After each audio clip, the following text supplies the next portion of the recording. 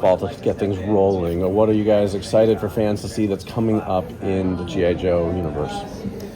Let me think. A lot of crazy stuff coming up in this next arc. Double shipped, so twice the fun in half the time. Is that right? It is. It's called Dreadnought War. Cool. Yep. And it sort of picks up the threads from the Cobra Commander series in particular, where he decimated the Dreadnoughts. And so it ties into that, and we see Duke and Cobra Commander sort of, together again. And it's a lot of fun. Great. A lot of, like Tom said, we decided to double ship since it's like the first really big event within the G.I. Joe verse in the Energon universe. And it's a lot of work. Tom's been working a long time on these issues. A lot of cars to draw, a lot of cars. things. So I think it's hopefully going to be crazy. I'm trying my best to make it nuts. Crazy. It is crazy. I'll say this. Okay. As an editor, it's like 2 thumbs up. Nice. Nice. Excellent. Thank you. As one of the older guys in the room, I was very excited to see you guys in these masks. Can you tell us a little bit about how that came to be and where you see that going as you move forward? Right. Well, technically, we haven't introduced Mask yet. We have Matt Tracker debut in the Free Comic Book Day issue, and then we saw in Transformers 25 Miles Mayhem's appearance. So I guess where they will lead, the time will tell, which we can't go into a whole lot of detail, especially with like Miles Mayhem, the Transformers arc right now. But I guess we're announcing this on the panel, so I can probably talk about it here. I don't know. Yeah, we have some embargoed stuff. So she gave us some of the spoilers so ahead of time. Matt Tracker we'll see again actually in February in G.I. Joe. And so, he'll be kind of teaming up basically with Clutch and Hound again. And sort of, and it sets off events that are lead into some significant stuff for next year. I got to do the design for him too, and it was pretty fun. Play with more Hasbro toys. Yeah. And I'm not a huge Mask head. So had you heard of Mask before? It was fun to dive in and figure out, how to kind of update him. And I think I was like 10 or 12 years old when Mask was first introduced, so I really am one of the older guys in here when it comes to that. seasoned. I'm a little older than you, but my younger brother was very into Mask. So I was Generation 1 Transformers, and when Mask debuted, that was kind of his jam. How old are you? 52. 52, okay, I'm 50. So, okay, maybe I'm incorrect, but yeah. But he was like 48, 47. He was very into the Thunderhawk and the Switchblade and all this stuff. Where I was like, well, I have Jetfire, Trailbreaker. But anyway, yeah, it's all great. The toys in this chest, Hasbro's such a great partner with everything we're working on. It's a lot of fun. Fans love that Energon respects the legacy of the franchises, but isn't afraid to kind of remix it. So what's your strategy for reintroducing icons like Brawn, Roadblock, Road Pig, so that the old school fans feel rewarded while new readers aren't kind of left behind? That's mostly, unfortunately, Josh's area, because Josh is one of the masterminds here, and he's got all of the kind of encyclopedic knowledge of this stuff. And he knows when to pay respects and maybe when to diverge. And then it's always fun to read his scripts and see where I can do the same thing, look up different references that maybe I want to use or not use, and sort of visually do the same thing as done in the story. Yeah, and like you said, Josh is very much a student of, he knows everything. The history of G.I. Joe. Like, studies the file cards and, like, all the, the sort of lore. And so, like, a lot of the designs for the new characters, for instance, you mentioned, Road Pig and Roadblock and stuff, we take the G.I. Joe classified line as sort of, a basic or a starting point for a lot of the designs. But also, like, I remember in the arc that Andrea's doing right now, wrapped up, where he found in the file card for Major Blood, he's like, he's a bad poet. He loves poetry and stuff. So he was like, I got to put that in there. And so there's a scene where he's like reading this crummy poem to Baroness and stuff. And it's like, so, yeah. It's like, it's cool too, because like with, Robert's a huge Transformers, and like, the Void rivals the elements of the movie in season 3 and stuff. And Josh is super into G.I. Joe. And so it's great to like sort of execute that passion. Like I said, Hasbro's great. It's supportive of like a lot of what we're doing, or everything we're doing. Yeah. How do you guys balance the stories so that G.I. Joe doesn't look better than Transformers, and Transformers doesn't look better than G.I. Joe, while maintaining like all the characters looking good in this kind of drama? I mean, there's a lot of self-contained elements to both stories, so no one can really outshine anyone from either book, because G.I. Joe and Transformers are such character-driven books that everyone has enough interesting stuff to do for both books, you know. And a lot of long-term planning.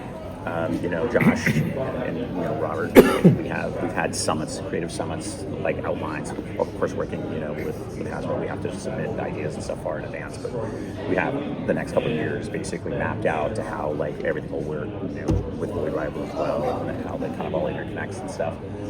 And one of the goals has always been to like have it a connected universe, but not feel like forced to read Void Rivals to understand what's happening to Transformers. They all like work very well independently of themselves, but it does feel the goal is to create a sense of a connected universe, which it is. And so we'll start to see the layers and characters sort of bouncing here and there. It's fun. Tom, for you as the artist, has there been any particular vehicle or character that was either really challenging for you to kind of figure out how to draw or get an angle on, or any characters or anything, or vehicles you got reference for, and like, what are you asking me to draw now? Who is this? Anything that you just kind of had a WTF moment about? There's one car that I admit that I hate drawing it. Yeah. The Thunder Machine. Oh yeah. I hate it. I had a feeling that's what you were going to say. I have no idea how that thing is put together. Right. But because no one really has no idea how it's put together, it can sort of be easy to draw because you can fudge a lot of it. Right. Like this should go here, but who really cares? Right. I mean, and I had to make up a lot of different vehicles for like the Dreadnoks and stuff, so it was that was challenging because you want them to be cool. You want them to all individually be cool, but you can't make them too cool because suddenly you're drawing like twice as much stuff. So there's sort of a give and take you have to do. Yeah. I did buy the Dreadnought Cycle figure, the vintage one. So for reference, it's the first vintage G.I. Joe that I bought, and I got Xandar and Zoran on there. It's awesome. Do you expense that, or did they make you pay for it out of pocket? I can write that off. Probably. I can write that off. That's the hard-hitting journalist questions that we ask. Yeah. Yeah, we're really looking for tax code No, yeah. On your 401? No, I'm kidding. Now, Tom, you just mentioned which vehicle you did like drawing. Which character or vehicles do you like drawing the most? I mean, I like doing them all. There are harder ones than others, like the Thunder Machine, but I like drawing them all. I love drawing Cobra Commander and Duke. Duke is my guy. I like all the Dreadnoks. They're fun. I like those dirty, grungy characters that are like super full of character. I've had to make up a few just like Dreadnought fodder characters, and those are all like fun to kind of create the visual language for them. Like, would they all kind of have the same sort of look, or would they all be kind of wild, just like Florida redneck people? It's interesting to kind of approach every character. Again, they can't all be too cool because then I'm drawing a bunch of cool characters. So, but there's a few that are my favorites, and you'll see them in the book when it comes out. Cool. How difficult is it to kind of maintain the parallel storylines between the much more human-based G.I. Joe versus the robot-based Transformers, and kind of integrating that, especially both from a storytelling perspective as well as from a stylistic perspective and drawing? Yeah. That again, more of a Josh question because he deals with the overarching plots and how they cross over. But visually, initially I tried to keep most things more grounded in reality, and as sort of the Energon-based stuff bleeds into the more realistic G.I. Joe stuff, vehicles, weapons, maybe kit people wear is going to start looking a little bit more fancy, a little bit more sci-fi, just as the universes start to blend. So it'll be a gradual thing, probably, but it's fun to kind of figure out how sweet you can make things look, or how real world some things should look, just based on where we're at in the story. Actually, that's a really good question, is that each kind of Energon series feels visually distinct, but they're connected. And so I'm curious more on the back end, what's the collaboration between the writers, the artists, the studio, people, so that they maintain that shared universe, but also are distinct? I mean, I'll take it just from the art standpoint, as I just make sure that all the designs and references that I've compiled, I put in the big folder for everyone to be able to look at, and just make sure that things are consistent enough across the board. everyone draws things a little bit differently, you know, while still giving it kind of the same idea it's supposed to have. So I also think all the artists who draw these books are awesome. I've always respected their work. So Ben and Robert have put together like a good stable of people. So Yeah, and just to touch upon what you were saying too, especially with Transformers, you know, like since a lot of the basis for like G.I. Joe characters, like I said, is like the classified line, but like every character Tom designs or puts his own sort of spin on. And then with Transformers, a lot of it's just the Generation 1, you know, that's the sort of starting point. That was very much, you know, Daniel Warren Johnson's passion of the first 6 issues that we've sort of kind of kept that, you know, throughout. There's some tweaks here and there, you know what I mean? But it's like very sort of like, they have iconic looks. they're iconic looks, and we're like sort of keeping like the best of those elements and stuff too. Yeah. But so yeah, Like you can push Optimus Prime a little too far into not quite looking like Optimus Prime, but the Joe characters, they're a little bit more malleable with what you can do, so long as the basics are there, like Duke's bandolier and his yellow shirt, stuff like that.